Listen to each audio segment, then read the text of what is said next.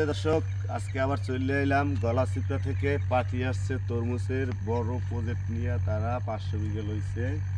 এই দেহানের পাননি দেন সর্বপ্রথমে দেখেন যাইয়া চারা কিভাবে উৎপন্ন করা হয়। এই যে দেখেন মাশাআল্লাহ, এরা তরমুজটা ভালোই কিন্তু হয়েছে। এই চারার বয়স হয়েছে আবার 20 দিন, বুঝলেন? চারার বয়স 20 দিন হয়েছে। মাশাআল্লাহ ভালোই চারার কন্ডিশন। এই দেখেন অনেক সুন্দর চারার কন্ডিশন। ওই যে আবার সাইডে চারা লাগানো, চৈতেছে চারা করবে, তার জন্য এই সাইডে কিন্তু লাগাইছে ওনারা 500 বিঘার আয়তনটা দেখা একটু। সাইডে আবার চারা উৎপন্ন করা লাগানো হচ্ছে। এই দেখতে থাকুন। এই ওই যে তাদের ট্রাক্টর নিয়ে তাদের ট্রাক্টর নিয়ে চারা উৎপন্ন করা হচ্ছে।